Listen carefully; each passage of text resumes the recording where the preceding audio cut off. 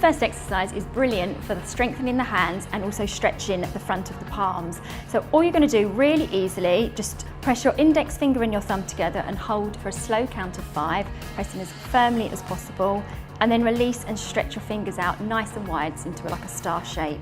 Then move your thumb to touch your middle finger and squeeze as long as possible for 5 seconds. And release and stretch, and then release and stretch. And repeat that as often as you can throughout the day, both hands.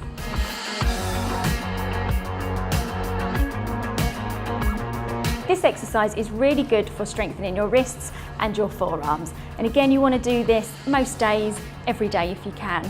So you want to grab a weight, you can use a bottle of water, can of beans, or an actual ankle weight like I have here. And you want to make sure that your hand and your forearm are flush to each other. And all you're going to do is just flex at the wrist, bring in your fingers towards your arm and then release, making sure you're back at that flushed angle. And you're going to do this for a count of 7. If you get any pain, then stop immediately or reduce your range of movement.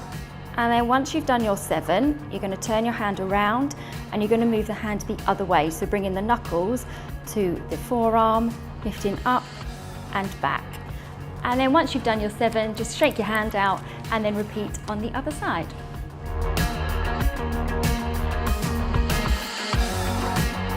This next exercise is called the roll down, and it's really great for stretching out your posterior chain, basically the back of your body. So the backs of your calves, your hamstrings and the whole of your spine. And it just enables your spine to be more flexible. And it's great to do at the start of the day and at the end of your day. So to start off, you want to make sure that your feet are hip width apart and your toes are facing forward. And you really want to press your feet into the floor nice and firmly. And you want to feel that energy go through the body and up to the crown of the head. So you're going to roll your shoulders back and down to make sure they're not near your ears.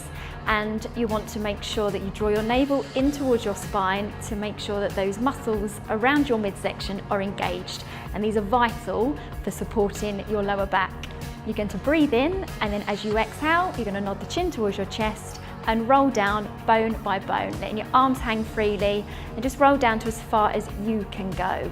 When you get to as far as you can, you're going to breathe in at the bottom and then exhale and restack bone by bone up to standing. And you want to do that around 7 times. And just feel that rather than hinging forward from your hips, you're peeling your spine away from the wall behind you.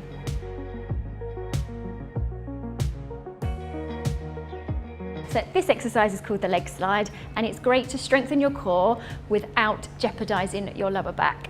So you want to start laying down with your knees bent, again hip width apart, and feel that length through the spine, again sending the crown of the head away from your tailbone. Press the shoulder blades into the floor slightly. You want to make sure that your lower back is pressed into the floor. And by doing that, you don't want to squeeze your bum cheeks or your thighs. It's a case of using your abdominals to make your lower back press into the floor. Then from here, you're going to place your fingertips on the inside of your hip bones and draw the navel in, again engaging those core muscles, which are your transverse abdominis.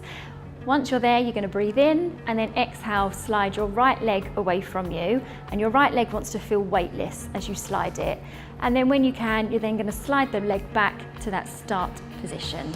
Repeat 7 times on one leg and then on the other side.